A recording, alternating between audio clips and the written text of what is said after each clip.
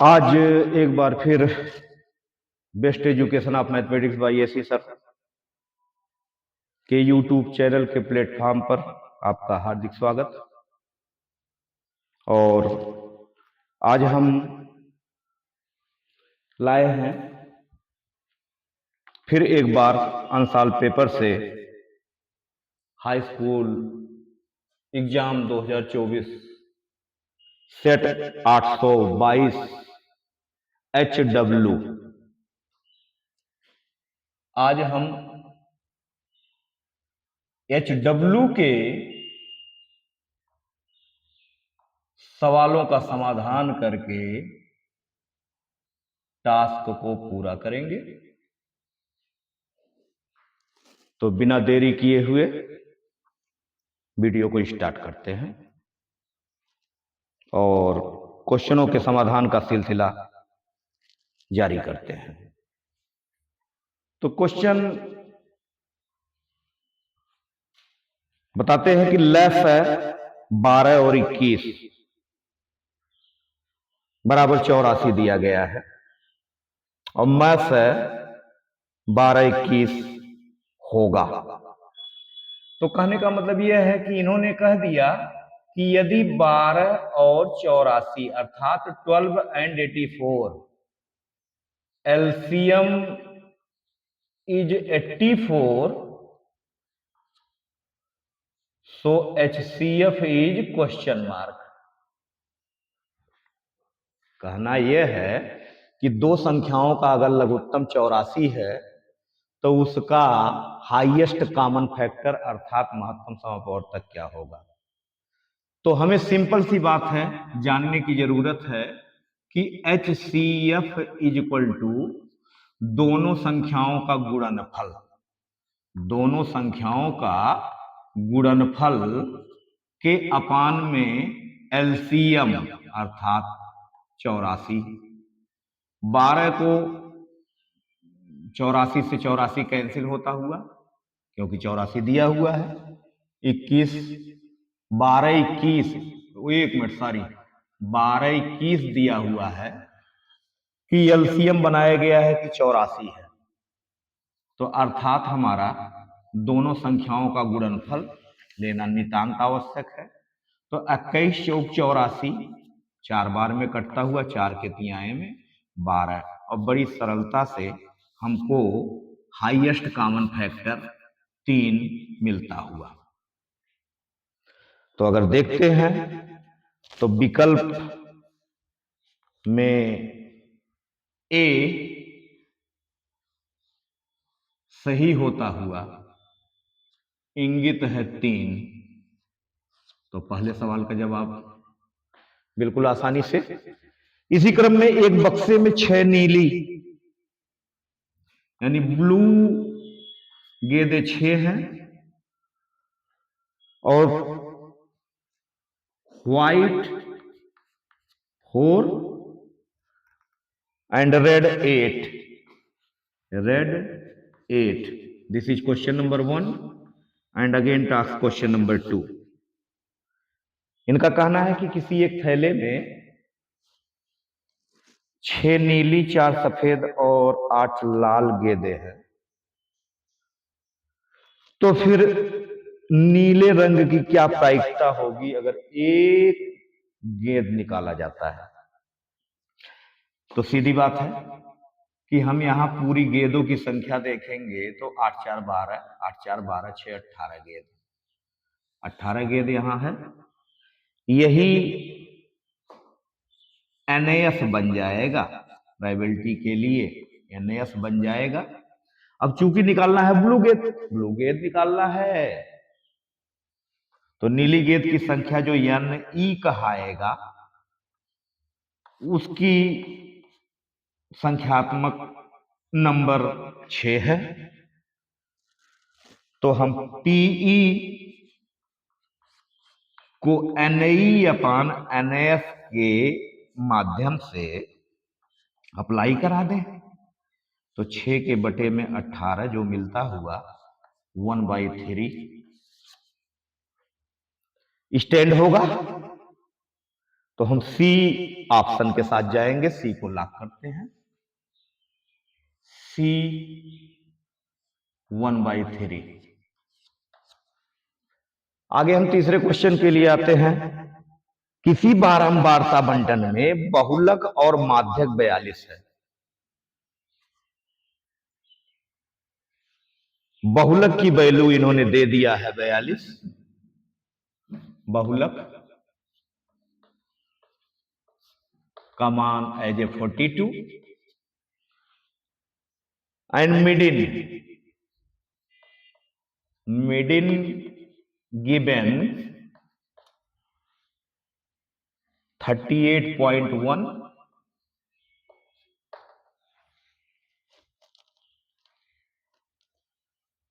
and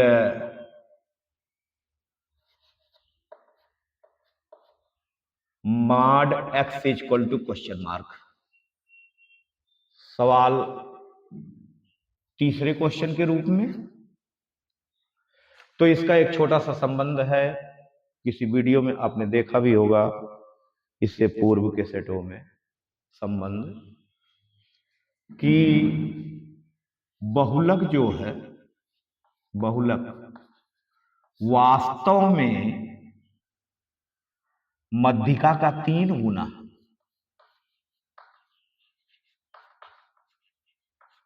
और minus में माध्य का 2 गुना होता है।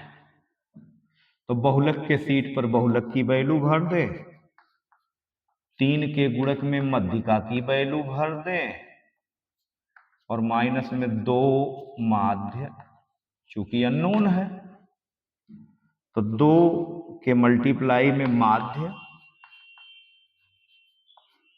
के इज इक्वल टू में कैलकुलेशन कर ले, 3 होगा, 3 24 होगा 3 त्रिका 9 2 11, एक अंक पे दशमलव ले ही लेते हैं और ट्रांसफर होकर माइनस में 42 आएगा, लेफ्ट होकर 0.3, 4 में से 2 जाकर के 2 और वहीं 11 में से 4 जाएगा तो 7 बचता हुआ नजर आएगा। अर्थात हमारे माध्य की जो वैल्यू होगी वास्तव में बाई 2, जो कि 137.5 जाने की स्थिति नहीं, 2 या 6 ले चलते हैं, 2 छक 12 हो जाएगा और 2 एकन्ने 2 हो जाएगा और 2 पंजे 10 जा रहा है, 36.15 के आसपास। 2 तियाएं 6, बिल्कुल, 2 छक 12, 2 एकन्ने 2, 2 पंजे 10, 36.15 बिल्कुल राइट। हम सी ऑप्शन के साथ जाएंगे। तो सी ऑप्शन में अंकित है 36.15। ओके, 3 क्वेश्चन बिल्कुल सरलता पूर्वक आपने देखा और आगे क्वेश्चनों को हम समाधान कराते हुए, समझाते हुए बड़े प्यारे अंदाज में टास्क को पूरा करते हैं और देखेंगे अभी कुछ पलों में सारे क्वेश्चन हल हो जाएंगे। चौथे क्वेश्चन में बहुत सीधा सा इन्होंने दिया है कि वर्ग अंतराल 0 से 5, 5 से 10, 10 से 15, 15 से 20 और 20 से 25 में बारंबारता 7, 11, 15, 18, 9 होते हुए बहुलक वर्ग क्या होगा। तो डियर स्टूडेंट, ये ध्यान रहे कि बहुलक कभी भी ऐसा टेबल बना करके दे दे और पूछे कि बहुलक क्या है, बहुलक वर्ग क्या होगा, तो हमें यही केवल जानकारी होनी चाहिए कि हम एक निगाह अपने टेबल पर डालें और देखें कि किस वर्ग की फ्रीक्वेंसी सबसे अधिक है। फ्रीक्वेंसी का तात्पर्य है बारंबारता।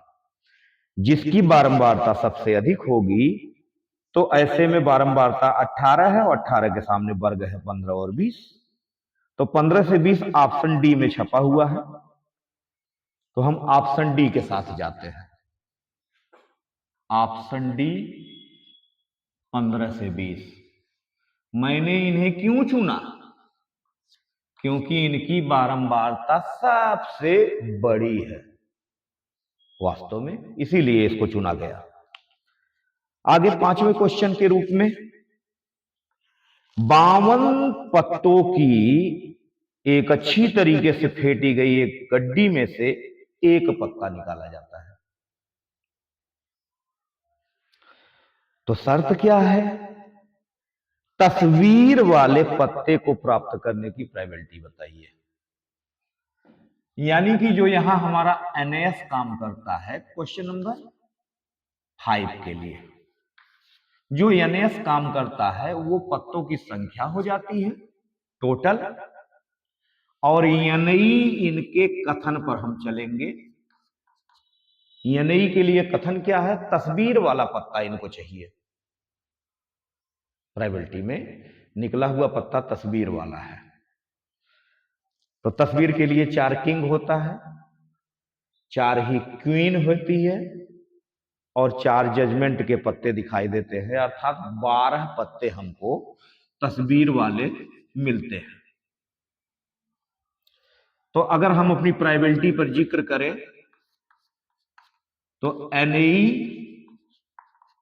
अपान में एनएस को अप्लाई करावें तो 12/52 एज ए 4 से हम इसको काट लें तो हमें 3 के बटा में 13 नजर आ रहा है कैलकुलेशन में। तो 5वें में 3/13 हम सी के साथ जाएंगे। सी ऑप्शन में 3/13 हमें लिखा हुआ अंकित है, ऐसा दिख रहा है। तो 5वें का सी सही से चला गया 3/13 के लिए। एक परिमेय संख्या और एक अपरिमेय संख्या का अंतर क्या होता है? तो डियर स्टूडेंट्स ये समझ लें कि कभी भी यहां अंतर की बात किए हैं ना।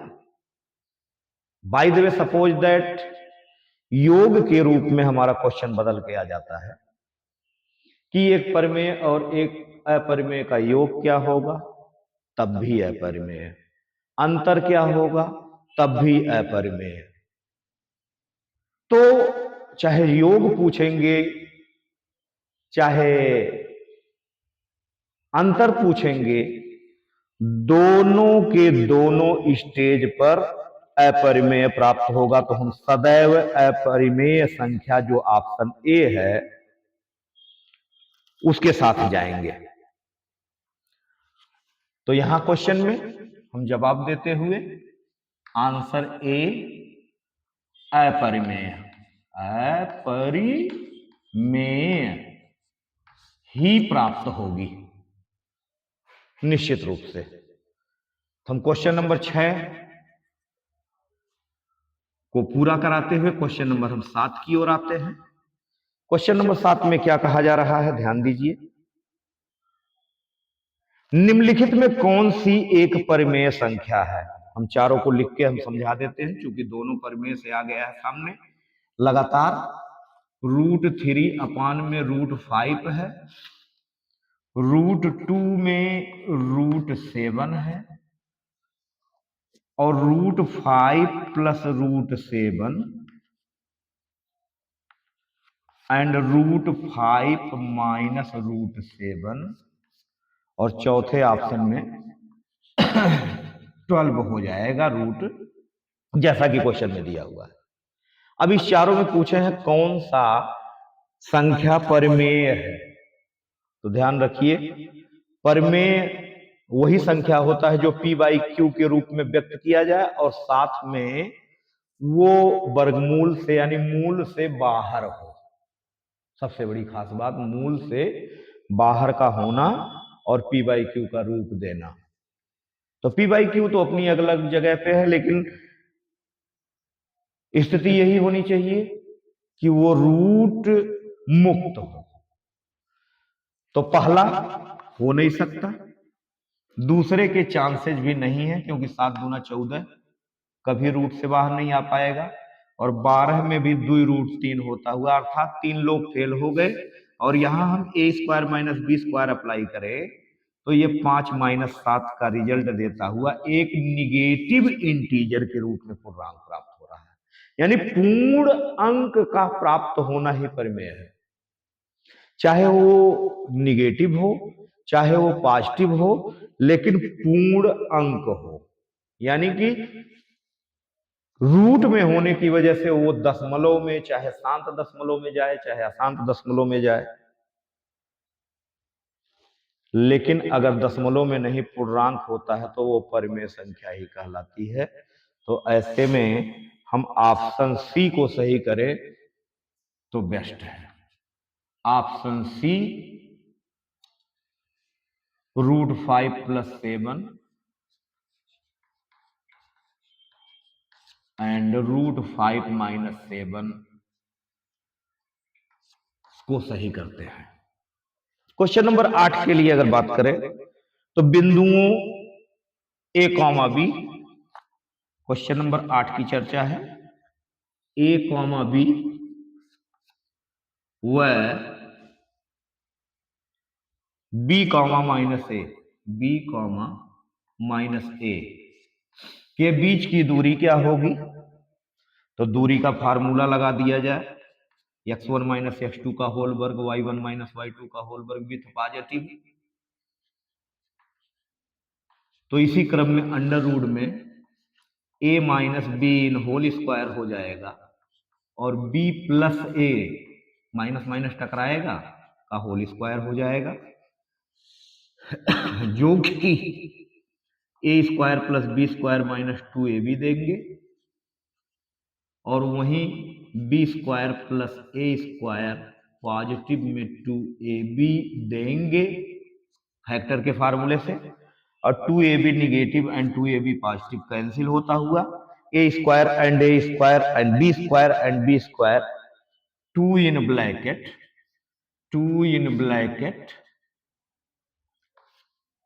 ए square plus B square with root, without root नहीं विथ रूट, रिजल्ट हमको दिखाई दे रहा है। तो ऐसे में हम अगर डी विकल्प के साथ जाते हैं तो राइट है।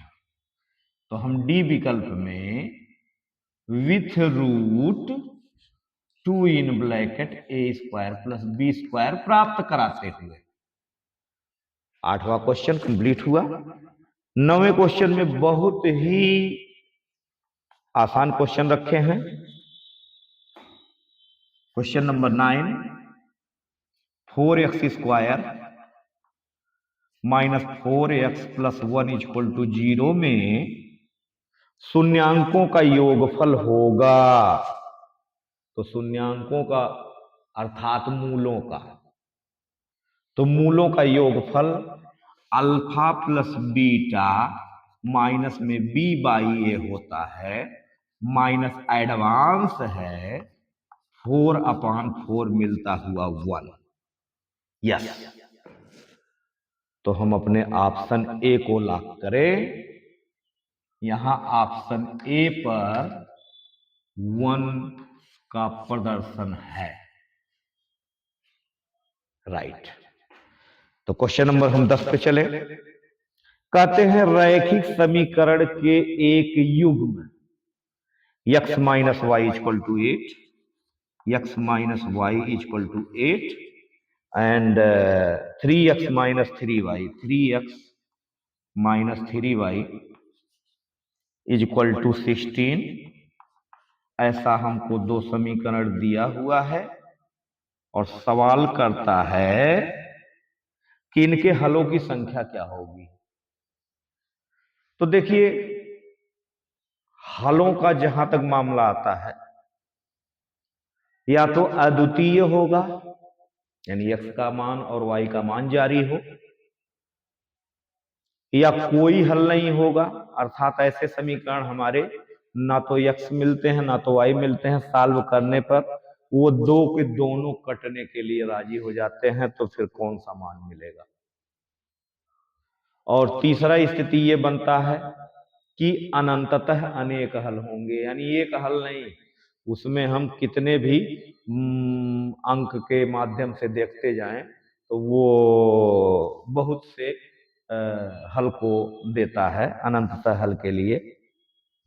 तो यहां हमको दिख रहा है a1 by a2, a1 by a2 equal to b1 by b2। और ये शर्त हमारा तब काम करता है जब कोई हल न हो, क्योंकि यहाँ गुणांकों से देखेंगे 1/3 is equal to negative and negative positive 1/3, यानी कि a1 by a2 b1 by b2 के बराबर है, तो हम निश्चित रूप से कोई हल न प्राप्त होता हुआ कहेंगे। तो कोई हल नहीं प्राप्त होगा, इसके लिए हम अगर जो देखें तो कोई नहीं का अर्थ हो गया कि विकल्प बी। तो विकल्प बी में हम कोई नहीं की स्थिति में देखेंगे और यही हमारा राइट आंसर होगा। तो आइए क्वेश्चन नंबर 11 के लिए, यदि समीकरणों एक्स स्क्वायर, समीकरणों इसलिए कि दे दिया कि चूंकि ये द्विघात समीकरण है इसीलिए बहुवचन में नाम लिया है। तो क्वेश्चन नंबर 11 में बातें कुछ यही उठ रही हैं कि एक्स स्क्वायर माइनस में के एक्स और माइनस में 8 इक्वल टू 0 है, जिसमें से एक मूल हमें पता है, यानी अल्फा हमें पता है कि वो 2 है। ओके, तो कहते हैं के का मान क्या होगा।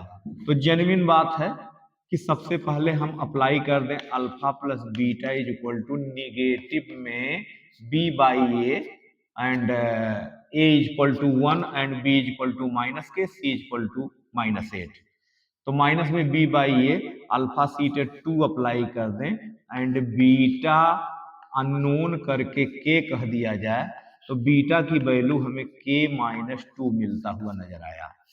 और जबकि हम alpha into beta is equal to C by A apply कर दें, तो ऐसे में अल्फा की वैल्यू पुनः हम 2 फिलअप कर लें और बीटा की वैल्यू k-2 फिलअप कर लें इज इक्वल टू -8 अप्लाई हो, तो 2k with -4 is -8 and 2k is equal to transfer to -4 and k is receive होता हुआ -2। यस, तो बड़े आसानी से हम -2 ऑप्शन बी को लॉक करेंगे, अर्थात ऑप्शन बी जो -2 के रूप में चिन्हित है, अंकित है, इन्हें हमने चूज किया। अच्छी बात। क्वेश्चन नंबर 12 की ओर। क्वेश्चन नंबर 12 में क्या बता रहे हैं उनको हम पढ़ रहे हैं, बोर्ड को साफ करते हुए अगले क्वेश्चन की ओर बिल्कुल ले चलेंगे। तो क्वेश्चन नंबर 12 में देते हैं कि समांतर श्रेणी 10 7 4 का 20वां पद क्या होगा। तो 20वां पद बताने के लिए हमें कार्यवाही कैसे करनी पड़ेगी। एक क्वेश्चन नंबर 12 की बात हुई है, कहते हैं 10 7 4 डॉट डॉट डॉट अगर एपी में है तो इनका T20 टर्म्स क्या होगा। Here are first term A is 10 and D is equal to T2 minus T1 with 7 minus 10 is -3 and N is 20 apply and T20 is equal to A plus 19D means N minus 1 into D means N minus 1 into D means 19D. A is 10 and 19 multiply D is -3 and 10 with negative 57 and finally 47 with negative। तो 20वां पद हमें minus में 47 प्राप्त होता हुआ 47। बिल्कुल, option A में 47 अंकित है, तो ऑप्शन ए को चूज करते हुए 47 विथ निगेटिव का चुनाव करते हैं। क्वेश्चन नंबर 13 की बात करते हैं। क्वेश्चन नंबर 13 में कहते हैं कि 10 सेंटीमीटर त्रिज्या वाले एक वृत्त के यानी कि 10 cm सर्कल का एक डायग्राम लेते हैं और वृत्त के बिंदु P पर स्पर्श रेखा PQ O से जाने वाली रेखा पर, यानी कि यहां कोई एक स्पर्श रेखा है जिसका नाम P है और सेंटर से जाने वाला रेखाखंड कहीं न कहीं जाके Q को टच करता है पॉइंट O से, और रेडियस का मान इन्होंने पहले ही बता दिया है 10 cm है। तो चाहते क्या है, OQ का वैल्यू 12 cm है, OQ इज 12 cm है, तो PQ की वैल्यू क्या होगी। तो देखिए, सेंटर से स्पर्श रेखा पर डाला गया रेखाखंड वास्तव में लंबवत होता है, तो 90 डिग्री बनना तय है, और 90 डिग्री के बनते ही हम त्रिभुज में पाइथागोरस का प्रमेय अप्लाई करते ही हैं। तो ऐसे में PQ इज इक्वल टू, हम अंडर रूट में 90 डिग्री के सामने कर्ण होता है, तो 12 in whole square minus 10 in whole square and 144 minus 100 and only on 44 with root. 44 with root का हम फैक्टर अंदर अगर जो कर देते हैं कि 2 के गुणक में 2 और मल्टीप्लाई में 11, तो ऐसी स्थिति में हम 2 अंडर रूट 11 cm कहने का हमें पूरा पूरा हक है। तो 2 root 11 C option is right. C option 2 root 11 cm। Okay, तो क्वेश्चन नंबर 14 हमने 13 को पूरा किया। क्वेश्चन नंबर 14 पढ़ करके सुनाते हैं, ध्यान दीजिए। यदि दो घनों जिनमें से प्रत्येक का आयतन 8 सेंटीमीटर है, घन का डायग्राम मैं एक एग्जाम्पल में दे देता हूं। ये डायग्राम हमारा घन है, ऐसे ऐसे हमारे पास दो घन हैं जिनमें प्रत्येक का आयतन 8 सेंटीमीटर स्क्वायर बताया गया है। अगर इसका यक्ष भुजा है तो x cube is equal to 8 given below by question, so that finally x is equal to 2 cm। अर्थात हमारे उन घनों का जो भुजा है वास्तव में 2 सेंटीमीटर है, और जब दो घनों को सटाया जाएगा, जैसे हम ईंट लगाते हैं दीवार में, तो दो घनों को सटाने से हमारी लंबाई में वृद्धि होगी, ना तो उसके चौड़ाई पर कोई फर्क पड़ेगा और ना ही उसके ऊंचाई पर कोई फर्क पड़ने वाला है। So okay, apply surface is equal to 2 in bracket LB BH HL LH and added, यानी LB plus BH plus HL apply कराते हैं। तो 2 के मल्टीप्लाई में लंबाई गुणे चौड़ाई वो 4 दूनी 8 होगा, चौड़ाई गुणे ऊंचाई वो 2 दूनी 4 होगा, लंबाई गुणे ऊंचाई वो भी 8 ही होगा। तो 2 के गुणक में हमें 8 4 12 8 20 मिलता हुआ, दूना 40 लगता हुआ सेंटीमीटर स्क्वायर, ऐसा इसका जवाब होगा। तो 40 centimetre option number C, option number C में हम 40 सेंटीमीटर स्क्वायर देख रहे हैं। क्वेश्चन नंबर 15 के लिए, एक बार फिर आगे बढ़ाते हुए क्वेश्चन नंबर 15 ऑप्शन क्वेश्चन का समाधान कराते हुए आशा करते हैं कि बहुत अच्छे से समझ में आ रहा होगा। तैयारी गुडविल में अच्छी होगी यदि आपका प्रयास सार्थक है। तो 14 सेंटीमीटर त्रिज्या के वृत्त के त्रिज्यखंड का क्षेत्रफल हमको 154 सेंटीमीटर स्क्वायर दे दिया गया है। तो त्रिज्यखंड का कोण क्या होगा, अर्थात थीटा पूछना चाहते हैं। Area is equal to 154 cm square by question and radius R is apply of 14 cm radius, 14 cm radius and theta is question mark. We know that area is pi r square theta upon 360 and area given below 154 is equal to pi apply 22 upon 7 multiply 14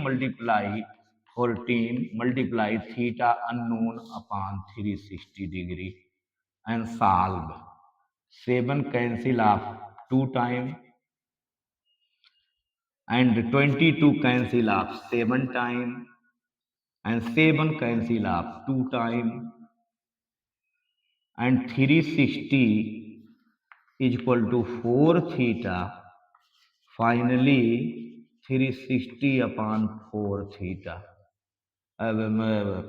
by 4 and calculate on theta is 90 degree simple. तो इन्होंने कहा था कि हमको कोण चाहिए, angle चाहिए, किसका, त्रिज्यखंड का। तो त्रिज्यखंड का इन्होंने कोण मांगा था, तो हमने भी कह दिया ऑप्शन बी सही है, right of option B. Question number 15 option B, okay. And question number 16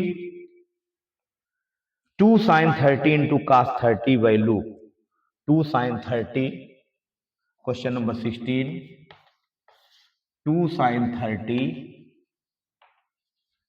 into cos 30 by table, फार्मूले से भी लगा सकते हैं, टेबल से भी लगा सकते हैं। तो फार्मूले से अगर जो लगाते हैं तो वो साइन 2 into 30 बन जाएगा, जो साइन 60 डिग्री है, और साइन 60 डिग्री की वैल्यू √3/2 होता है। तो हम ऑप्शन √3/2 की ओर जाएंगे, right, D is correct answer, D is correct answer, √3/2, okay. And question number 17 sine theta is 3/4, sine theta is 3/4, so tan theta value is question mark simple triangle and 3/5 3/4, so here are 90 degree and by theorem 16 minus 9, 16 minus 9 means 7 with root, 7 with root, 16 minus 9, yes, so tan theta is 3/√7, 3/√7, right, 3/√7, first option is right. So A option √3/7, 3/√7 confirm. And question number 18 cosec A plus cot A, क्या देते हैं, cosec A plus cot A in bracket, again bracket 1 minus cos A. In question number 18 its value is what? So simply 1/sin A divert to cos A upon sin A in bracket 1 minus cos A, and sin A LCM 1 plus cos A upon sin A in 1 minus cos A, and 1 minus cos A and 1 plus cos A plus B and A minus B convert to A square minus B square, so that 1 minus cos square A upon sin A, but we know that 1 minus cos square A is sin square A upon sin A, and sin cancel and sin balance, so right answer is sin A. Right answer is sin A, option number D, बिल्कुल D sin A का option होगा। And question number 19, 1 minus tan square A upon 1 minus cot square A value, तो टेक्नामेटिकल को लेकर के है, बिल्कुल सरलता से उसको भी हम बताते हुए समझाते हुए आगे बढ़ते हैं।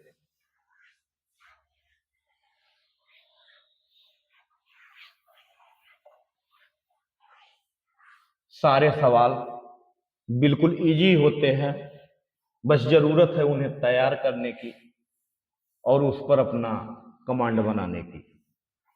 तो कैलकुलेशन और फार्मूले, यही दो अस्त्र हमारे मैथमेटिक्स के होते हैं जिन्हें हम आसान बना लेते हैं। तो क्वेश्चन में पूछा गया है 19 में कि value of 1 minus tan square A upon 1 minus cot square A. Okay, and here are 1 minus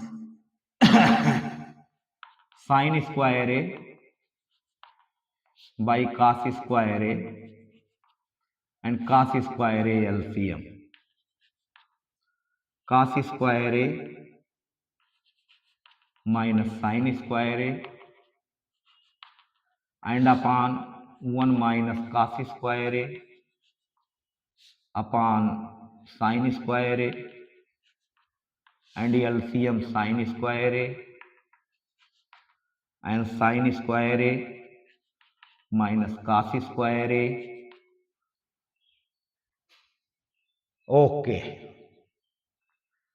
sin square A upside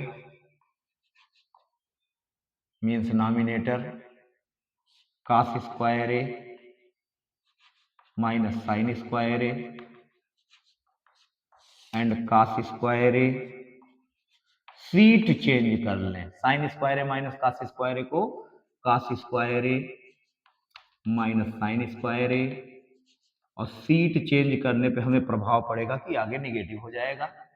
and cancel of sin square A by cos square A confirmly minus tan square A, so right answer is minus tan square A and option is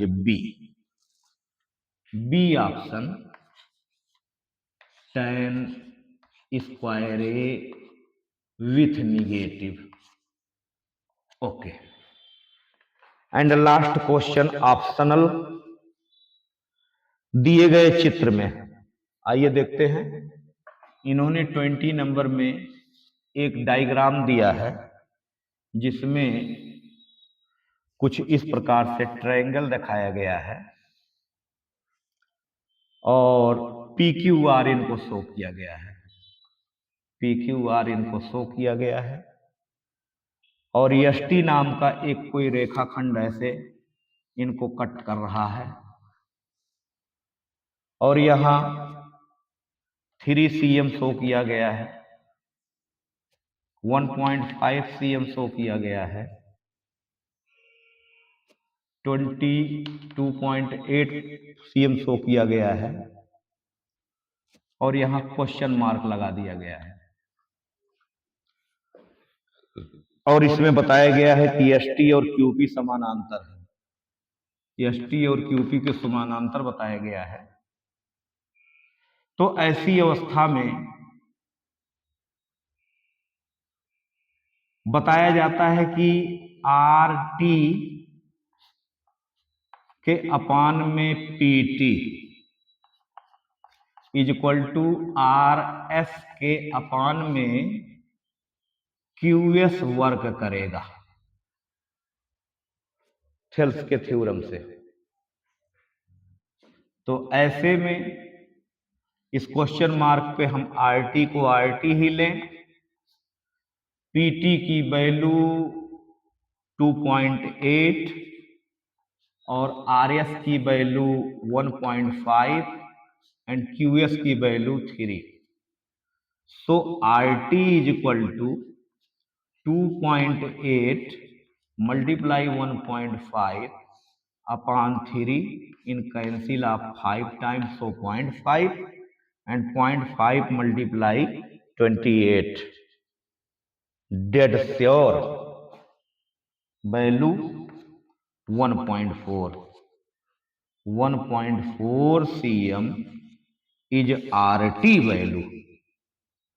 RT value is 1.4 cm. So D option is right. Option number D 1.4 cm right answer. तो 1.4 centimetre जो option D है 20वें सवाल का समाधान होता हुआ। तो बड़ी आसानी से, बड़ी सुविधा से सारे सवालों को पूरा करा लिया गया। और फिर 21 नंबर के क्वेश्चन पर सिद्ध करने की बात आ रही है कि √2 एक अपरिमेय संख्या है। अभी परिमेय अपरिमेय नंबर सिस्टम से एक क्वेश्चन पीछे बीता है और उसमें देखा गया कि सिंपल बात है, परिमेय संख्या वही है जो मानक के तथ्य पे पूर्ण अंक हो, यानी अपूर्ण अंक कभी परिमेय होते ही नहीं। तो √2 as A except p/q whole square in both side, so p² upon q² is equal to 2, then p² is equal to 2q², and here are q square upon p² is equal to 1/2। तो 1/2 को हम परिमेय accept किए कि चलिए परिमेय होगा, लेकिन q/p genuine 1/√2, then p is equal to √2q and p/q is √2। एक बार फिर हम अपरिमेय की दशा देख रहे हैं। तो क्वेश्चन नंबर 21/A में ऐसा ही सवाल किया गया, जो साबित होता है कि √2 वह एक अपरिमेय संख्या है। आगे 21 का बी नंबर कुछ इस प्रकार से देते हैं। 21/B 1 + sec_a 1 + sec_a upon sec_a is equal to sin² upon 1 - cos a। इसी बात को हमें प्रूफ करना है। तो LHS को लेते हैं 1 + 1 upon cos a, LCM cos a and cos a + 1 upon में 1/cos a।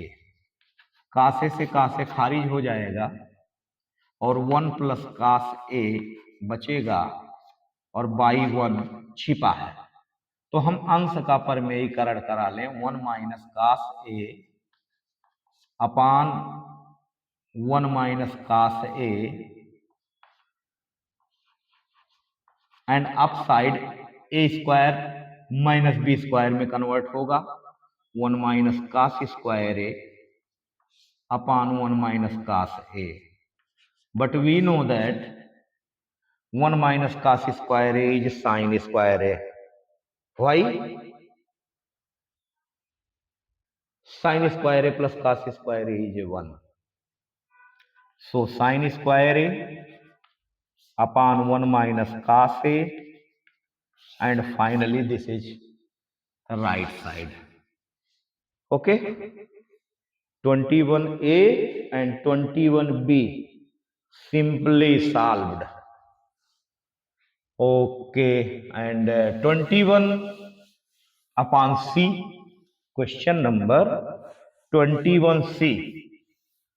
21c में क्या कहते हैं, क्वेश्चन को सुन लें और जवाब को देखें. स्थिति बन रही है 21 सेंटीमीटर त्रिज्या वाले किसी वृत्त की जीवा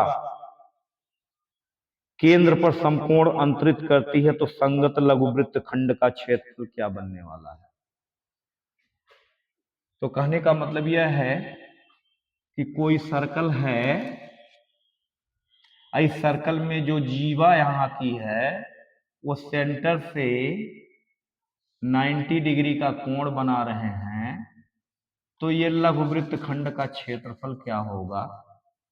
जैसा कि ऑप्शन में दिया हुआ है कि वैल्यू हमें दिखानी है कि इस लघुवृत्त खंड का क्षेत्रफल क्या होगा. यही लघुभाग है 21 अपॉन सी क्वेश्चन नंबर.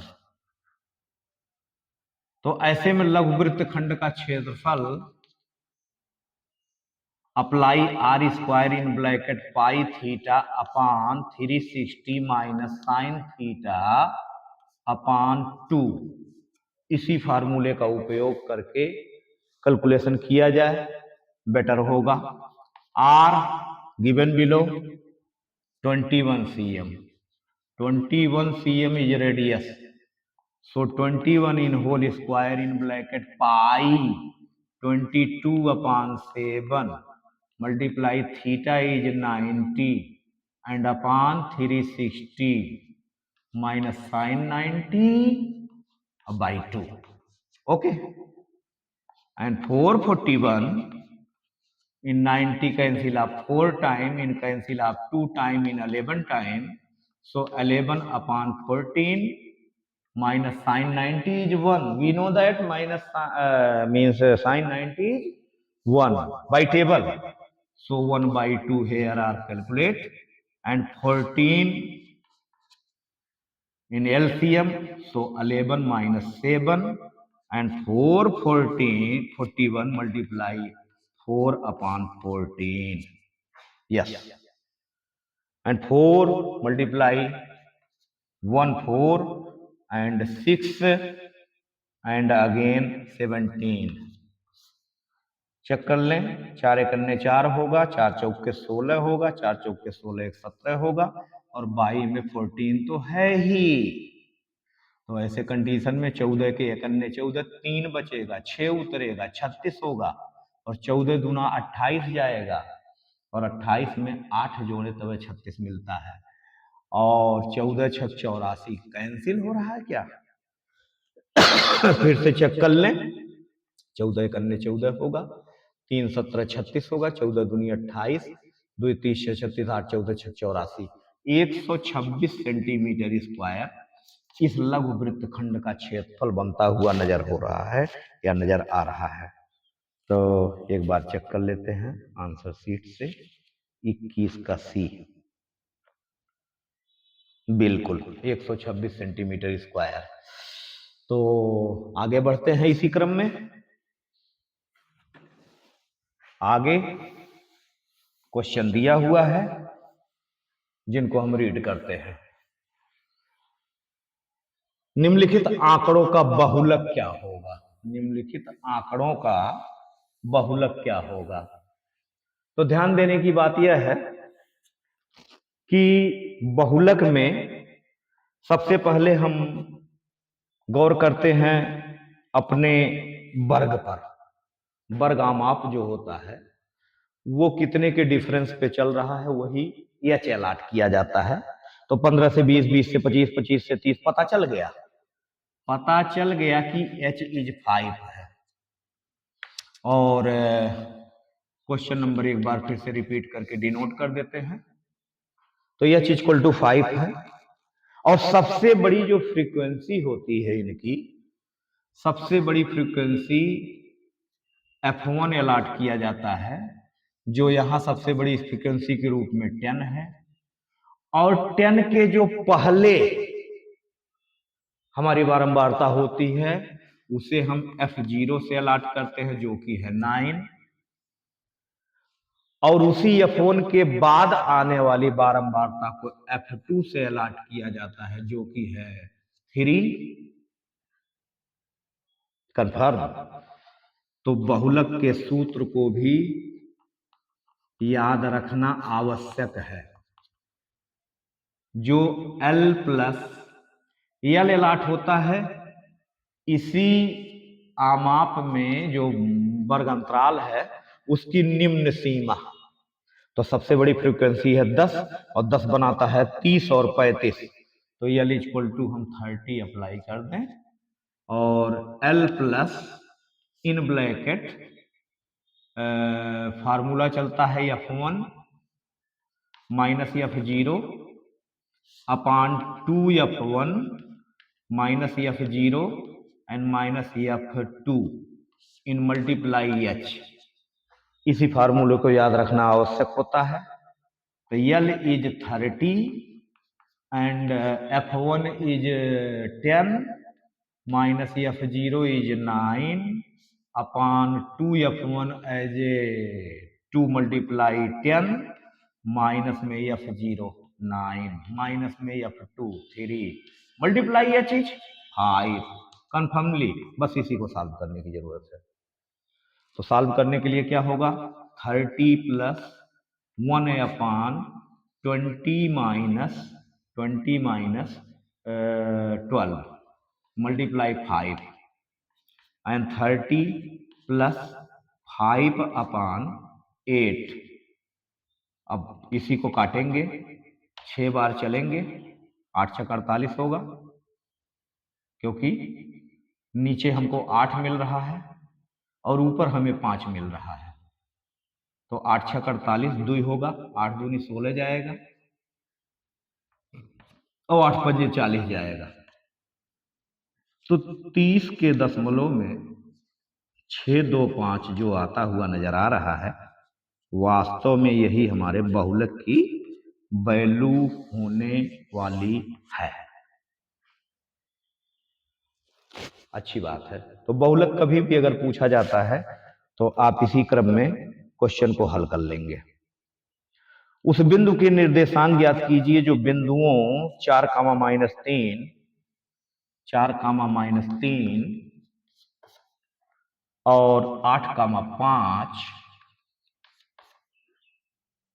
को जोड़ने वाले रेखाखंड को 3:1 के अनुपात में विभक्त करता है। यानी 3:1 यही m1 m2 अलाट किया जाएगा, x1 x2 अलाट किया जाए, x1 y1 अलाट किया जाएगा और x2 y2 अलाट होगा।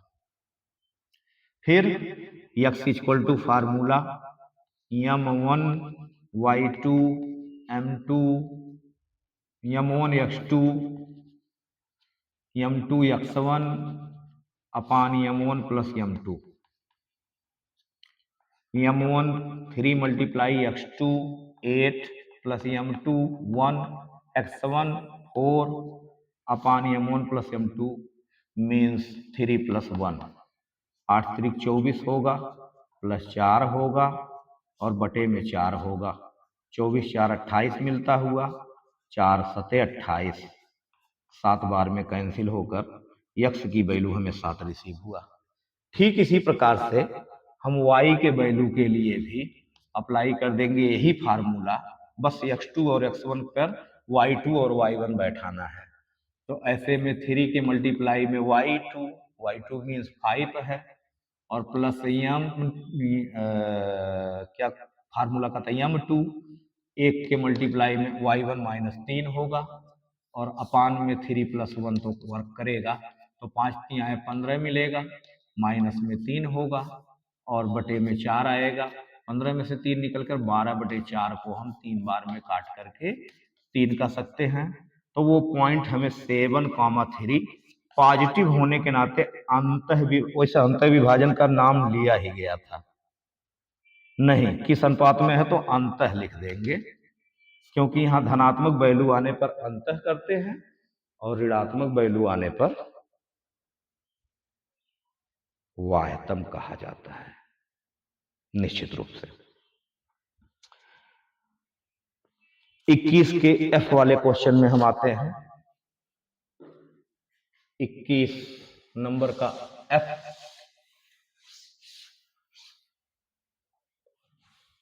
क्वेश्चन है y के वे मान ज्ञात कीजिए जो बिंदु 5,-3 और 13, y मीन्स 13, y के बीच की दूरी जो है वो 10 मात्रक है। तो सवाल का समाधान किस प्रकार से होगा देख सकते हैं। प्रश्न के मुताबिक 21 का लास्ट ऑप्शन एफ है, जिनमें 5, -3 और 13, y का डिस्टेंस 10 है। तो a lot of x1 y1 and a lot of x2 y2 and d is 10 and d is equal to under root use x1 minus x2 in whole square या x2 minus x1 in whole square and y2 minus y1 in whole square, and 10 is equal to under root x2 13 minus 5 in whole square plus y with positive 3 in whole square in square of both side. कड़ी हटाने की बात हो रही है, क्योंकि वर्ग कराएंगे तभी कड़ी हटेगी, यानी रूट को हटाने का यह वर्क होता है। तो 10 in whole square 100 and without root 13 minus 5 8 in whole square 64 and y square plus 9 and positive 6y। दो घात समीकरण बनता हुआ नजर आया, y square plus 6y and 73 minus 100 is equal to 0। Okay, and y square positive 6y with negative भारी पड़ रहा है और वो भी 27, अर्थात 9 त्रिक 27, 9 में से 3 गया 6 फैक्टर बैठ रहा है। y square positive 9y negative 3y negative 27 is 0 and y common y plus 9 and minus 3 common y plus 9 and again common y plus 9 and balance is y minus 3 is equal to 0 and y plus 9 is equal to 0, then y value is minus 9 and y minus 3 is equal to 0, then y is equal to 3। तो यहाँ दो घात समीकरण होने की वजह से हमें y के दो वैल्यू प्राप्त होते हुए नजर आए। तो कोई बात नहीं, आसानी से इस सवाल का समाधान होता हुआ।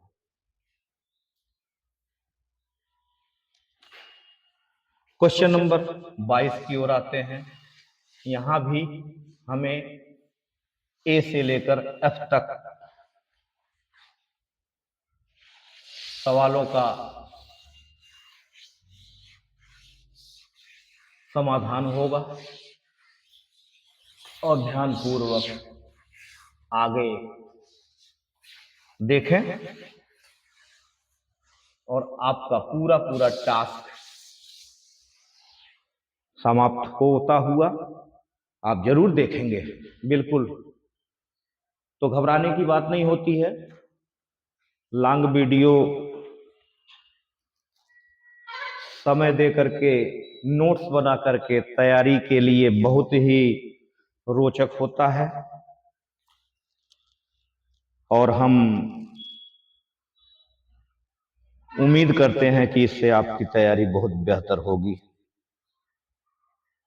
तो क्वेश्चन नंबर 22 अपान ए द्विघात बहुपद 3x² minus x minus 4 equal to 0 में शून्यांकों को ज्ञात कीजिए और फिर उसकी सत्यता की जांच कीजिए। तो हम अप्लाई कर देते हैं शून्यांकों के लिए। फैक्टर से भी निकाल सकते हैं, मूलों से भी निकाल सकते हैं। तो फैक्टर ही करा लेते हैं। 4 के तिहाई में 12 और 4 में से 3 निकलेगा।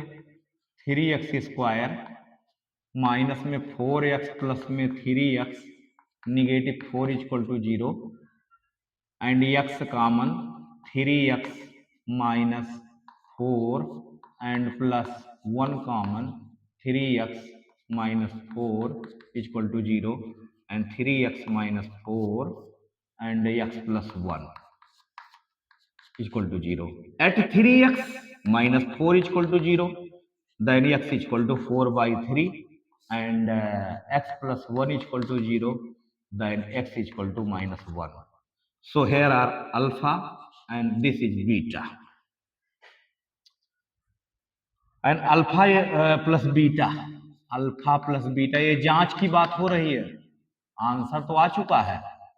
Alpha plus beta equal to negative B by A, negative and negative टकराएगा और 1/3 मिलेगा। अर्थात अल्फा और बीटा का मान 1/3 होना चाहिए। तो आइए अल्फा और बीटा दोनों जोड़ लेते हैं।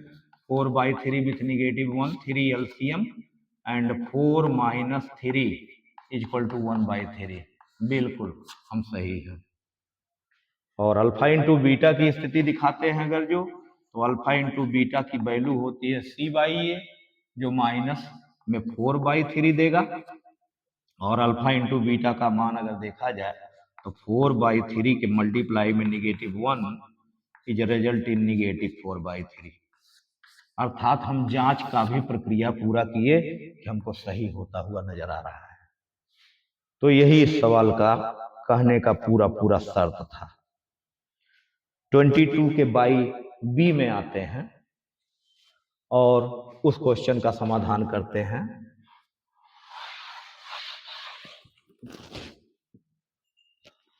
समीकरण देते हैं और उन्हीं समीकरणों को पूरा करना है। 0.2x 22/b है plus 0.3y is equal to 13, equation first, and 0.4x minus 0.5y is equal to 0.7, equation number second. किसी एक को विलुप्त करके विलुप्तीकरण का रूल लगा दिया जाए और इस सवाल का समाधान हो जाएगा।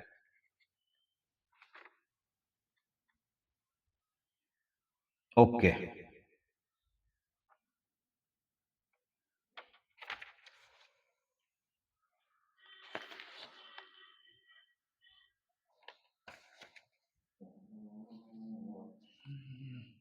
1.3 मिसप्रिंट है,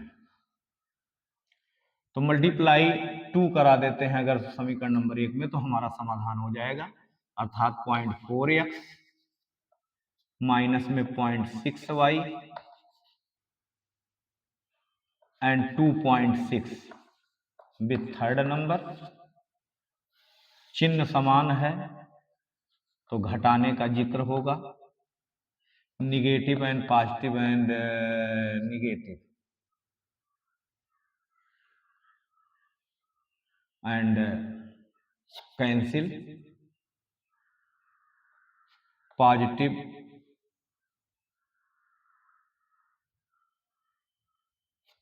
.1y इज इक्वल टू घटता हुआ 19। क्वेश्चन में कुछ कमी हो सकती है। x equal to 2 y equal to 3, x equal to 2 y equal to 3। Question को जांच लेते हैं। अगर ये 0.4 होगा और यहाँ 0.9 होगा तो 1.3 डेट से और सत्य है, और यहाँ के लिए ये 0.8 होगा, ये 1.5 23। यहाँ हमें 23 होना चाहिए, सवाल गलत है, सवाल गलत छपा हुआ है। निगेटिव में सॉरी निगेटिव में 0.7 है, निगेटिव में 0.7 है। ओके, निगेटिव में 0.7 है, सो निगेटिव में 0.7 भी तो सही नहीं होगा। चेक कर लेते हैं, मैं सवाल को चेंज कर देता हूं। देखिए ऐसे ऐसे कुछ सवाल आ जाते हैं जो भ्रांति पैदा करते हैं। इसमें सवाल में कमी ही है, आंसर के अकॉर्डिंग इसे 0.8 बनना चाहिए और माइनस में इसे 1.5 होना चाहिए, तो 0.7 विथ निगेटिव, 0.7 विथ निगेटिव। ठीक है, ठीक है। इसमें सिंपली समीकरण नंबर 1 है, किसी एक को बराबर मुझे करना था तो 2 का गुणा करने तो मुझे बराबर मिल रहा है।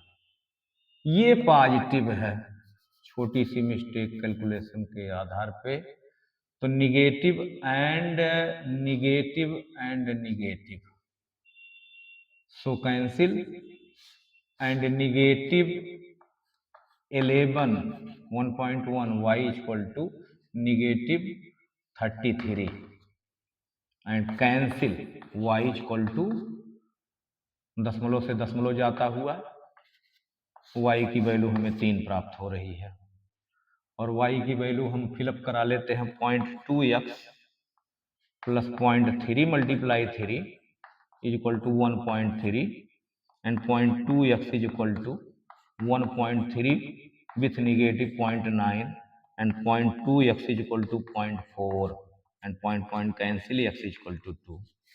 ओके, सवाल लिखने में प्रॉब्लम हुई थी और कोई बात नहीं, कैलकुलेशन गलत जाएगा ही जाएगा अगर गलत नोटिस कर लिया जाएगा। ओके, तो इस सवाल का भी समाधान होता हुआ, सिद्ध कीजिए कि किसी बाह्य बिंदु से वृत्त पर खींची गई स्पर्शियों की लंबाइयां बराबर होती हैं।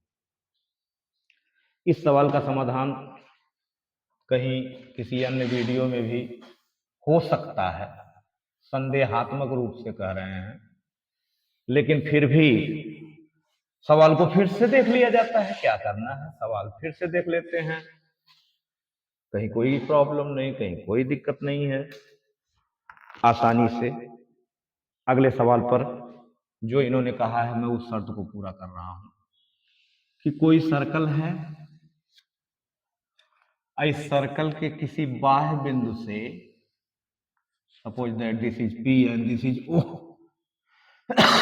तो जो इन पर स्पर्शियां बनती हैं ना वो बराबर होती हैं, इसी बात को जिक्र कराना है as A point and B point.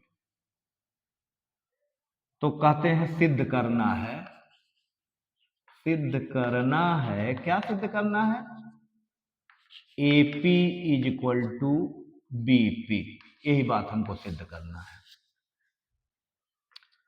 तो आइए रचना, रचना में हम एक छोटी सी बात लिखेंगे, OA व OB मिलाया, ऐसा बात लिखेंगे तो बेटर होगा।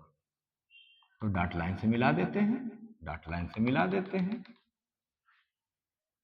तो अब उपपत्ति में आएंगे, उपपत्ति, उपपत्ति में हमारी क्या बातें होंगी?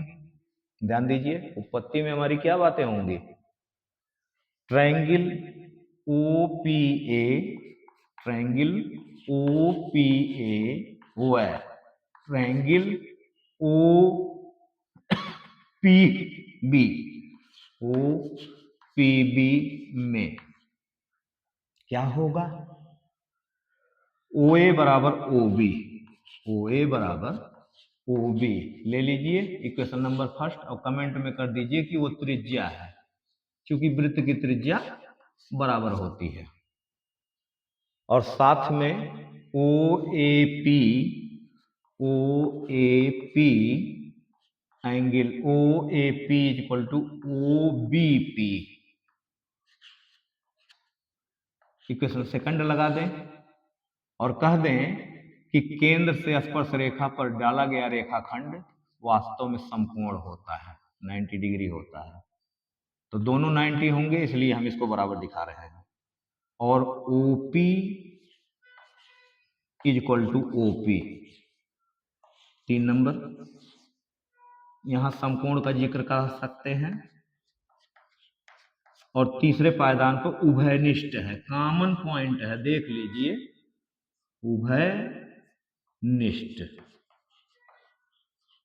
और इन तीनों शर्तों के माध्यम से side angle side, side angle side के परिपाटी से हमें OPA सिमिलर दिखा, OPB के सिमिलर दिखा। तो ऐसे कंडीशन पर सिमिलर नहीं, सर्वांगसम कहा जाएगा भाई, सर्वांगसम होगा। जब भुजा कोण भुजा हमको बराबर दिख गया तो सर्वांगसम तो बनता ही है।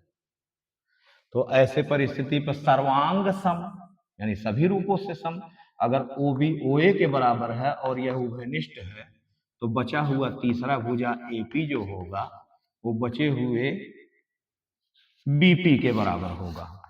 और हम बड़ी आसानी से इस क्वेश्चन का समाधान कर ले गए, और बिल्कुल सरलता पूर्वक। ये सर्वांगसम का क्वेश्चन रहा। सर्वांगसम के ही पैटर्न पर इस सवाल का समाधान किया जा सका।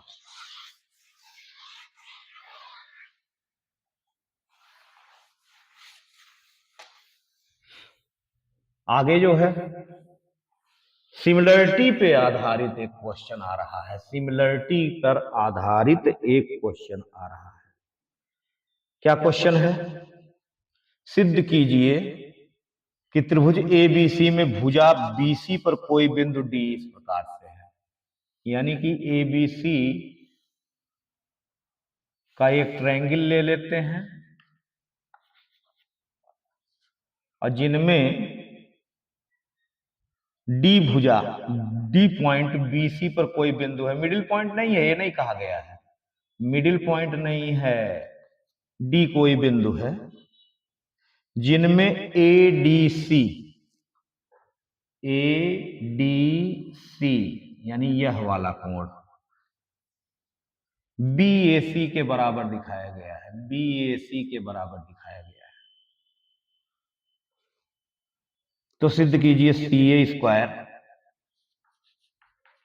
का मान CB मल्टीप्लाई CD होगा, ये बात हमें सिद्ध करना है। और जबकि दिया है, नोटिस करा देते हैं, दिया है angle ADC is equal to angle BAC, तो ध्यान देने वाली बात यह है कि हम एक बार पूरे त्रिभुज पर अध्ययन करें और एक बार इस छोटे से त्रिभुज पर अध्ययन करें। तो देखेंगे क्या, यहां ADC के बराबर में BAC को कहा ही गया है। फिर देखेंगे कि ACD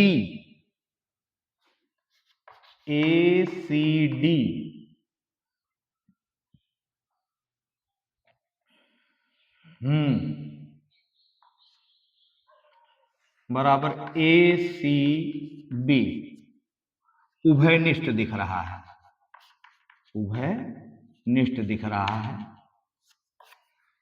कहने का मतलब यह हो गया कि एंगल C इस छोटे से त्रिभुज में भी है और एंगल C पूरे ट्रायंगल में भी है, ये कहने का तात्पर्य है।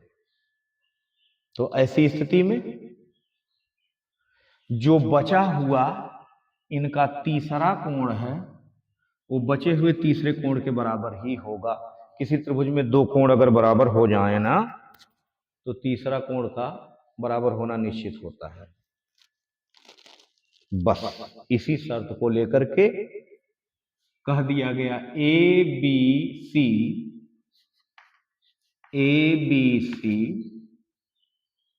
बराबर होगा DAC, बराबर होगा DAC। तब ABC हमें सिमिलर होते हुए नजर आ रहे हैं ADC के, और सिमिलर के परिपाटी से हम CA बाई में, CA मतलब बड़ी वाली भुजा, CA के बाई में CD करा देते हैं तो CD करा देते हैं और BC पूरा टोटल BC के बाई में CA हो जाएगा और क्रॉस मल्टीप्लाई कराएंगे तो CA स्क्वायर की वैल्यू हमें BC मल्टीप्लाई CD ही प्राप्त होता हुआ दिखेगा, कुछ इस प्रकार का। तो ये क्वेश्चन कंप्लीट होता हुआ और मध्यिका निकालने की बात कर रहे हैं 22 के ई में।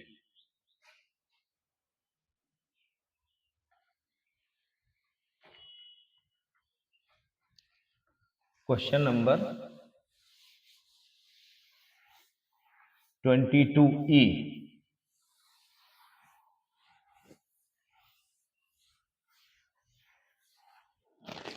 में मध्यिका की बात आ रही है। तो मध्यिका वैसे तीन टेबल में निकलता है जिसमें वर्ग अंतराल देते हैं, बारंबारता देते हैं और संचयी बारंबारता देते हैं। तो वर्ग अंतराल, बारंबारता और CF तो देते हैं 15 से 20, 20 25, 25 से 30, 30 से 35, 35 से 40, 40 से 45 और 45 से 50, कुछ ऐसा वर्ग अंतराल दिया हुआ है। और संख्याएं हैं 14 56 60, 14 56 60, 86 74 62, 86 74 62 और 48। n का मान अभी जोड़ लेते हैं। 14 में 56 ऐड किया जाए तो 56 4 70, 10 80 होगा। 56 4 60, 10 70 होगा। ध्यान दीजिए, 70 में 60 अगर जोड़ लेते हैं तो 130 बनता है। 130 में अगर 86 ऐड करा देते हैं तो कितना जाएगा? 216 जाएगा। और अगर इसमें 74 ऐड होता है तो 74 और 6 80 10 90, 290 मिलता हुआ।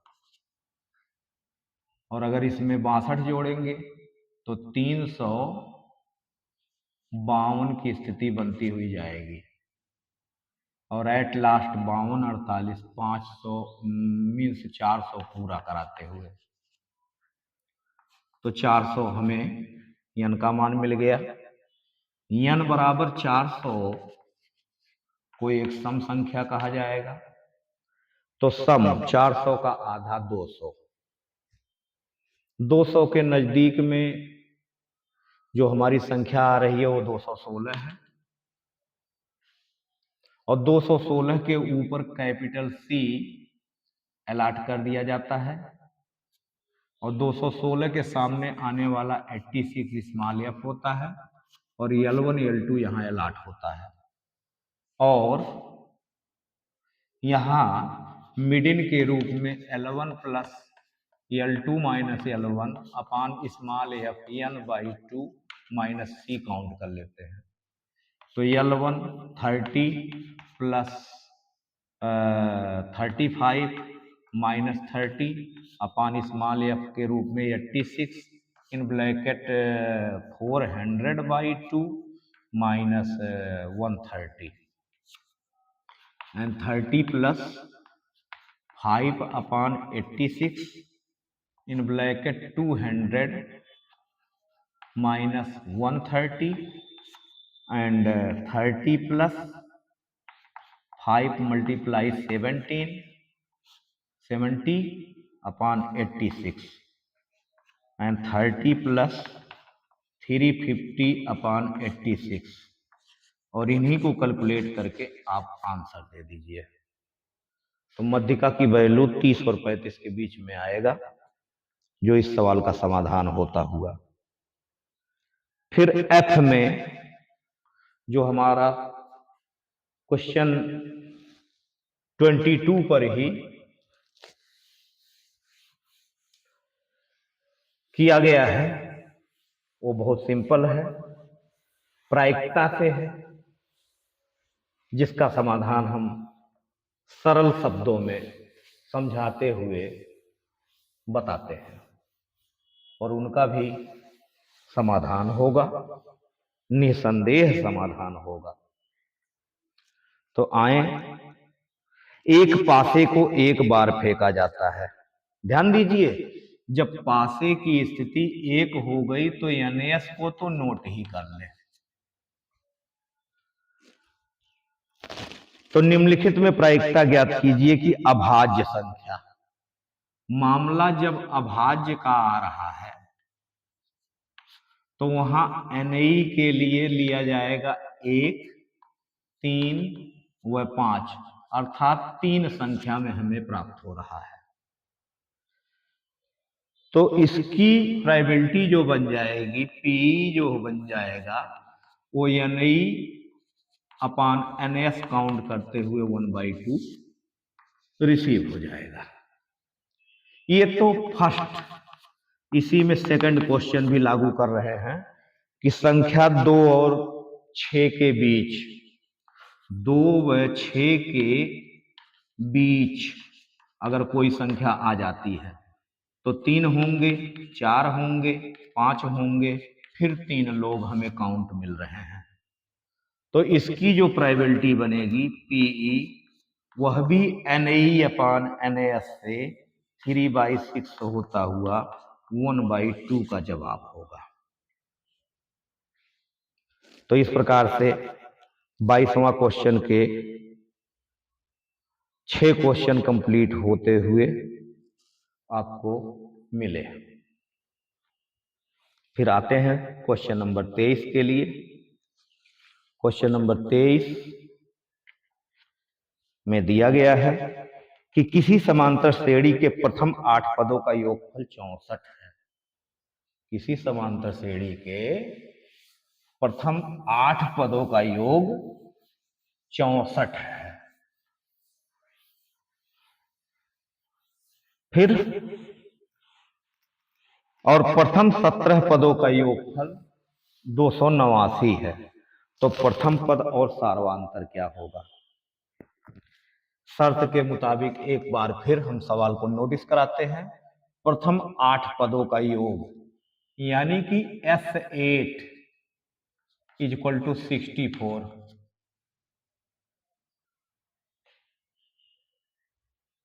and S17 is 289। तो S8 के लिए हम अप्लाई करें 8/2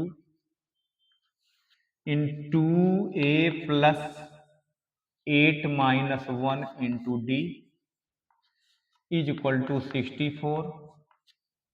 So cancel off 4 time, cancel off 16 time and 2A plus 7D is equal to 16, equation first, and 17/2 into A plus 17 minus 1 into D is equal to 289 and cancel off 17 time and 2A plus 16D is equal to cross multiply 34 second. Equation second से equation first को घटवा दिया जाए तो 2A plus 7D is equal to 16 and less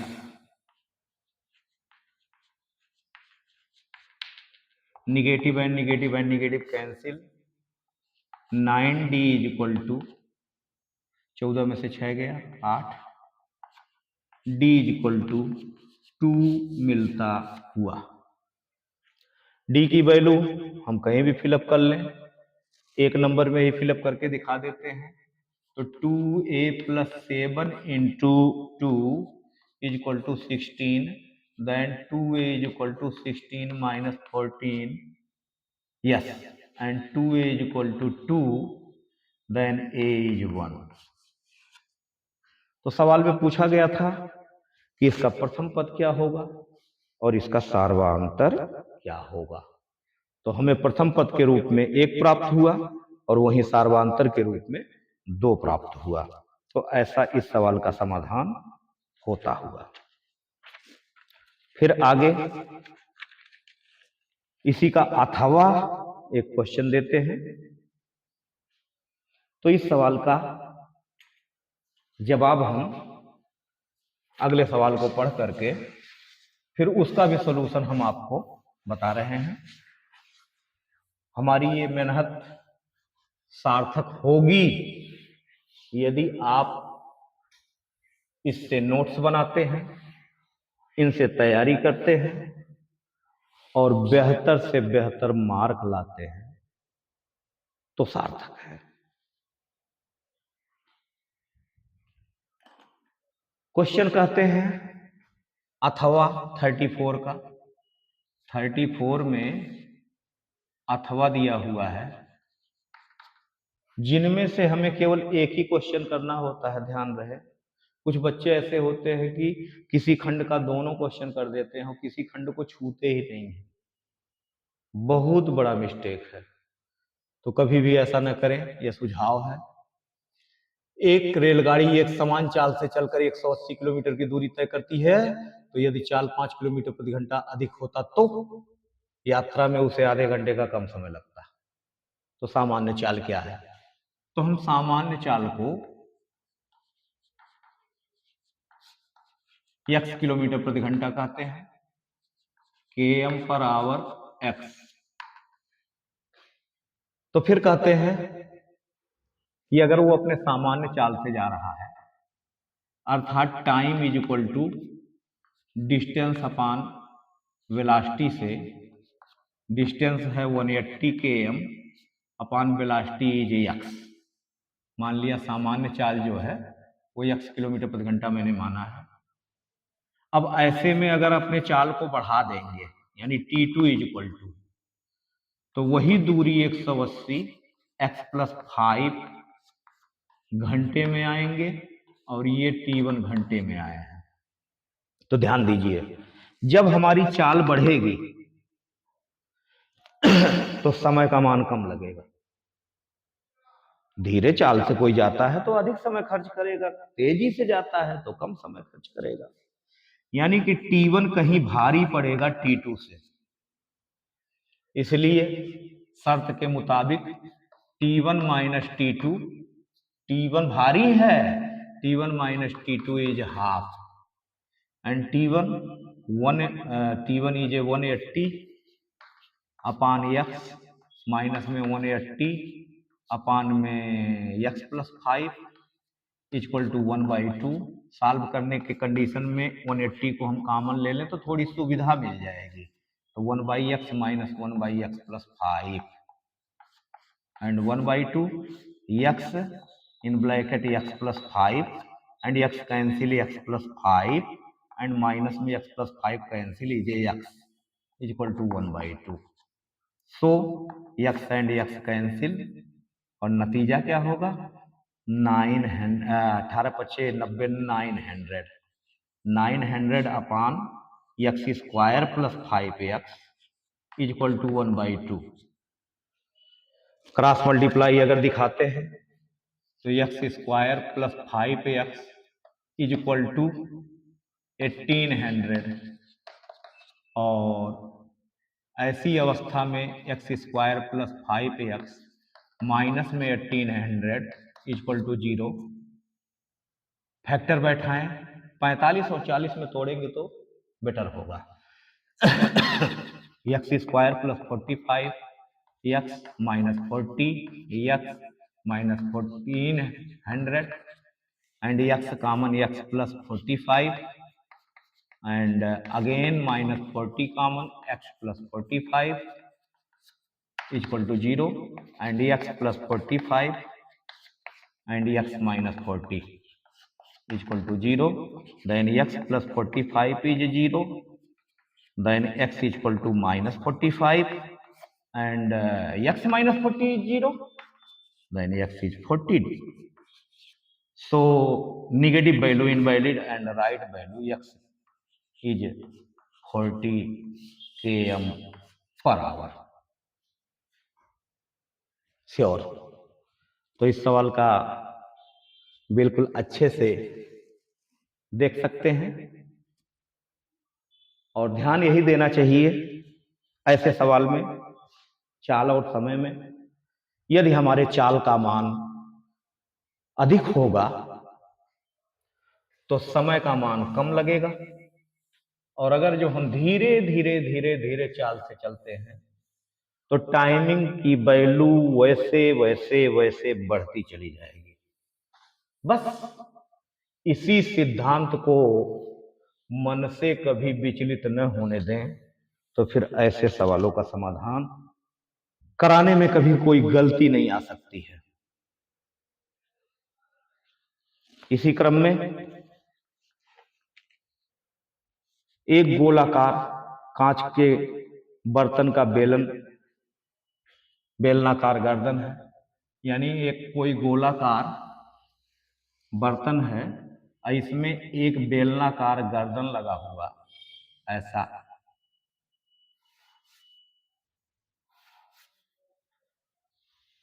पात्र है, ऐसा पात्र है कुछ इस प्रकार का। तो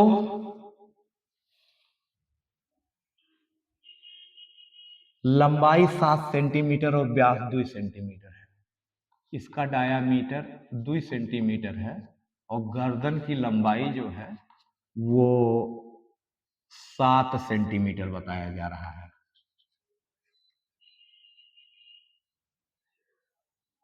हाँ, और जबकि गोलाकार भाग का डायामीटर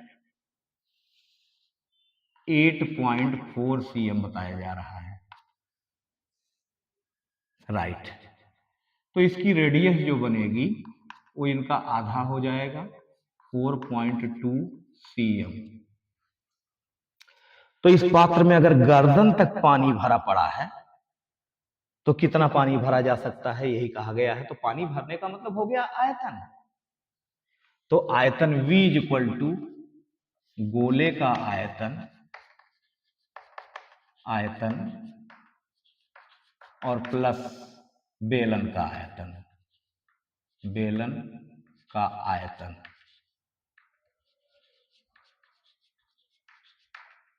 तो गोले के आयतन को हम 4/3 पाई आर क्यूब से करावे, जो कि स्पेयर का है, और प्लस बेलन के आयतन के लिए पाई आर स्क्वायर एच करावे, जो सिलेंडर का है।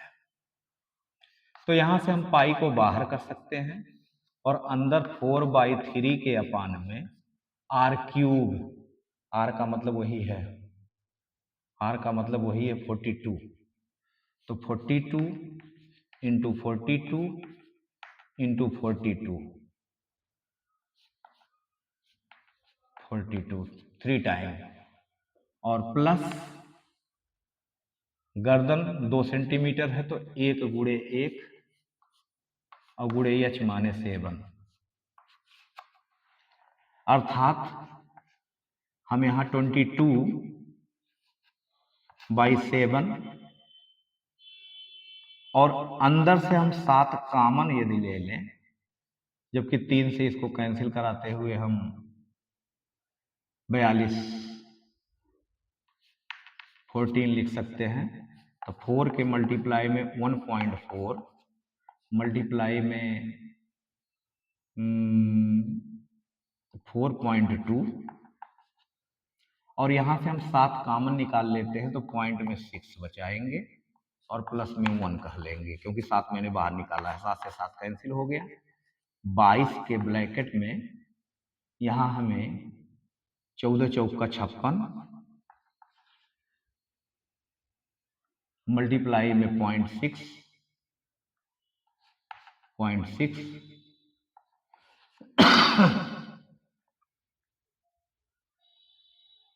और मल्टीप्लाई में 4.2 और प्लस 1। इसी को आप कैलकुलेट कर दीजिए तो सेंटीमीटर क्यूब, ध्यान दीजिए, सेंटीमीटर क्यूब, अर्थात इतना पानी इस पात्र में आएगा। तो सवाल को कर लीजिए कैलकुलेट, कोई दिक्कत नहीं है, बिल्कुल आसानी से।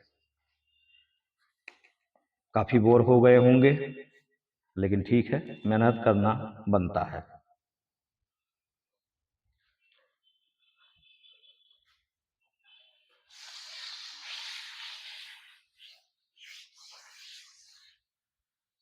वीडियो यदि ज्यादा लंबी हो गई या ज्यादा लंबी हो जाए तो उसके लिए डियर स्टूडेंट कुछ पलों के लिए रोक करके इंटरमिशन भी कर लेना चाहिए देखने और तैयार करने के दौरान। एक खिलौना 3.5 सेंटीमीटर त्रिज्या वाला शंकु के आकार का है, और शंकु के आकार का है, उस पर एक अध्यारोपित है अर्धगोला, यानी लट्टू के भांति में वो खिलौना हमको दिख रहा है, कुछ इस प्रकार का। और बताया गया है कि पूरी ऊंचाई 15.5 है, और जबकि इनके रेडियस को देखा जाए, कंबाइन रेडियस है, ध्यान देने की जरूरत है, कंबाइन रेडियस है, और वो है 3.5। 3.5 का मतलब हो गया कि वहां अभी अभी सवाल देखे हैं तो उसके गर्दन का जो है रेडियस कुछ और था और गोले का रेडियस कुछ और था, लेकिन यहाँ दोनों का रेडियस एक समान है। तो अगर हम शंक्वाकार भाग की ऊंचाई देखेंगे तो 3.5 को लेफ्ट करा दीजिए, 12 सेंटीमीटर मिलना तय है। तो अब इसमें सवाल करते हैं कि इस खिलौने का संपूर्ण पृष्ठीय क्षेत्रफल क्या होगा। खास बात, तो उसके लिए तो हमें यल की आवश्यकता पड़ेगी। यल का मान निकाल लिया जाए तो l is equal to under root में हम आर की वैल्यू 7/2 कह के चलेंगे। 7/2 सेंटीमीटर, थोड़ा हम दशमलव से बच जाएंगे। तो 12 का होल स्क्वायर, पॉजिटिव में 7/2 in whole square, and 144 plus 49/4 and 4 LCM, ये जाएगा 576 पे, 49 के साथ 625 के अपान में 4 बचता हुआ, अंडर रूट में बातें आएंगी तो 25/2 कहना वाजिब है। यह यल का मान है। तो यल का मान अगर रिसीव हो गया तो हम शंकु का पृष्ठ, कंप्लीट पृष्ठ के वैल्यू के लिए शंक्वाकार भाग का पृष्ठ, शंकु का पृष्ठ, और साथ में अप्लाई करते हैं अर्धगोले का पृष्ठ, अर्धगोले का पृष्ठ, तो बात आएगी पाई आर यल, और इसके लिए 2πr², 4 नहीं 2πr², पाई आर को बाहर कर ले, सुविधा हो जाएगी। यल प्लस पाई आर बाहर गया है, 2r बचाता हुआ। अब ऐसे में 22/7, R value is 7/2 and L is 25/2 and 2 into 7/2, 7 cancel off 11 time, 11 multiply, हर बराबर है अंशों को जोड़वा ले, तो बाई 2, 7 दूनी 14, 39 होगा, जो 11×9 = 11×3 = 33 और 9 और 429/2 सेंटीमीटर। 24 नंबर 214.5 दिया, 332 ये दिया था, अथवा में 214.5, तो 2 दूनी 4, 2 एकन्ने, 2 दूनी 4, 2 एकन्ने, और 2 चौके 2 पंजे सेंटीमीटर स्क्वायर। फर्स्ट क्लास, बिल्कुल यही आंसर दिया जा चुका है या दिया जा रखा है। तो इसी क्रम में हम 25वां क्वेश्चन जो है देख रहे हैं। 25वें क्वेश्चन को देखिए।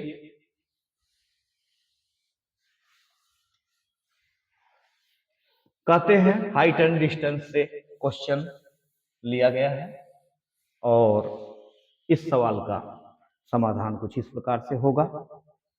कहते हैं कि एक बहुमंजिले शिखर को देखने पर 10 मीटर ऊंचे भवन के शिखर का अवनमन कोण, यानी बहुमंजिला भवन यह है, तो उस पर एक भवन है, उससे छोटा नहीं, काफी छोटा, और वहां से अवनमन कोण बनते हैं, एक बार शिखर के लिए और एक बार तल के लिए, यानी शिखर पर अवनमन कोण है और यहाँ तल पर अवनमन कोण है।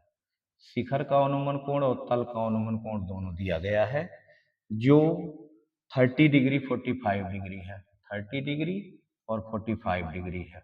राइट, डॉट लाइन से मिला के नॉमिनेशन कर दें, A, B, C, D व E।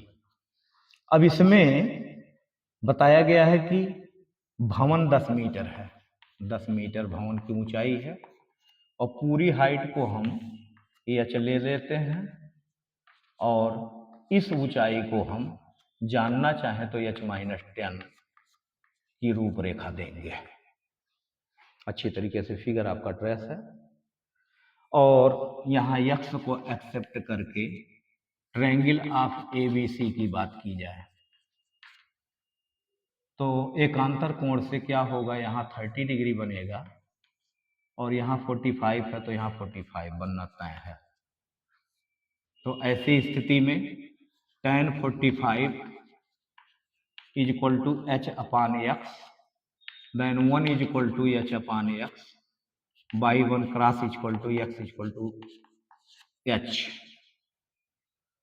And triangle of DEC। DEC में देखेंगे तो बात करेंगे tan 30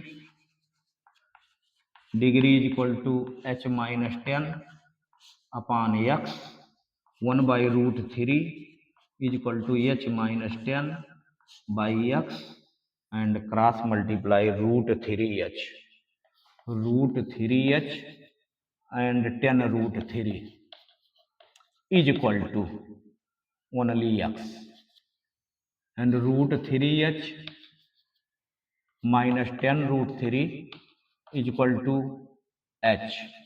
कहाँ से? समीकरण नंबर 1 से। And √3 minus 1 out of h is equal to 10√3 and h is 10√3 upon √3 minus 1। Last में हम परमेयीकरण करा दें 10√3 in bracket √3 plus 1 and by परमेयीकरण कराने पे हमको 2 मिल जाएगा और यहाँ से कैंसिल करें 5 बार में √3 को भीतर कर दे तो हमें 3 प्लस √3 देता हुआ नजर आएगा, जो बहुमंजिली इमारत की ऊंचाई रिसीव हो रही है। ध्यान से देखें। तो कहीं किसी लाइन में कोई आपत्ति? जूम करके आसानी से देख सकते हैं, कहीं कोई शिकायत नहीं।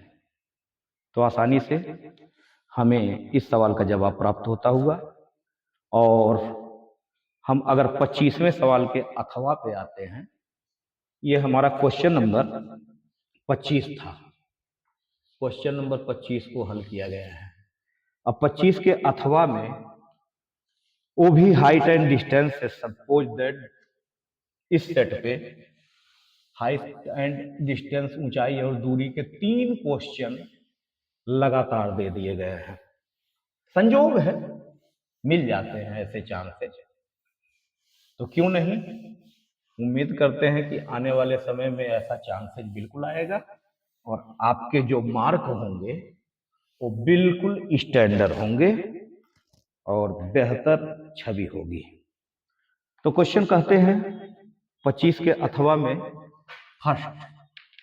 फर्स्ट में बोलते हैं कि यदि भूमि पर स्थित एक चिमनी का उन्नयन कोण 60 डिग्री है। एक हमारी कोई चिमनी है जिसके उन्नयन कोण को 60 डिग्री बताया गया। चलिए कोई बात नहीं। यदि चिमनी के पाद बिंदु से 25 मीटर दूर, वह बिंदु है, 25 मीटर दूर की बात की गई है, वह बिंदु है, तो चिमनी की हाइट क्या होगी? बिल्कुल सरलीकरण भाषा में इस सवाल का जवाब मिल जाएगा और वो भी चंद पलों में। तो हम ट्रायंगल ऑफ ABC की बात करें और tan 60 is equal to apply करें लंब बटे आधार के अकॉर्डिंग, तो BC अपॉन AB कह सकते हैं और √3 की वैल्यू अगर BC पर h है तो AB पे 25 है और क्रॉस मल्टीप्लाई देखें तो h equal to 25√3 metre. Yes. And second question and last question. भूमि पर 60 मीटर की ऊंचाई पर एक पतंग उड़ रही है। 60 मीटर हाइट पे कोई काइट है और वो एक लंबी डोर से बंधी हुई होगी। बिल्कुल। डोरी का झुकाव 60 डिग्री है, तो डोरी की लंबाई क्या होगी? सवाल कुछ ऐसा ही दिया गया है, जबकि बताया गया है कि डोरी में कोई ढील नहीं है, यानी डोरी तनी हुई है। तो इस पर जो है हम लंब और कर्ण के समझौता पे नॉमिनेशन ABC अगर लेते ही हैं तो ट्रायंगल ऑफ ABC में हम बात करेंगे sine 60 degree is equal to 60 के अपान में L, जो मुझे लंबाई नहीं पता है। √3/2 is equal to 60/L and L is equal to cross multiply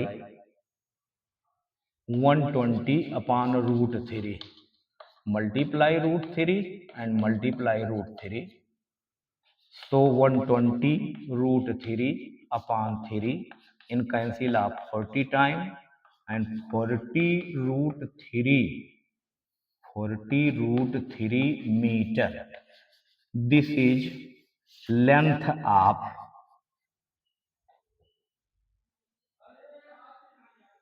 this is L, length of L, यानी एल की लंबाई, डोगर की लंबाई। तो ध्यान दें, हम सेट 822HW के ऑप्शन क्वेश्चन से लेकर के लघुत्तरी और लघुत्तरी से लेकर के दीर्घोत्तरी, जो 6 नंबर, 4 नंबर, 2 नंबर सारे सवाल हैं, उनके टास्क को पूरा किए और आशा और उम्मीद करते हैं कि आपकी तैयारी बिल्कुल गुडविल होगी। और इस वीडियो के माध्यम से यदि आप अपना नोट्स बनाते हैं और उस नोट्स से आप तैयारी करते हैं तो आशा करते हैं, उम्मीद करते हैं अच्छी से अच्छी सफलता आपको मिलेगी और मार्क अच्छे आएंगे। तो वीडियो यदि अच्छी है तो आप चैनल को सब्सक्राइब करें, लाइक करें, शेयर करना न भूलें और बेल आइकन जो कि आपके पास नोटिफिकेशन पहुंचे उसके लिए बेल आइकन दबाना न भूलें। गुड लक, धन्यवाद, विक्ट्री।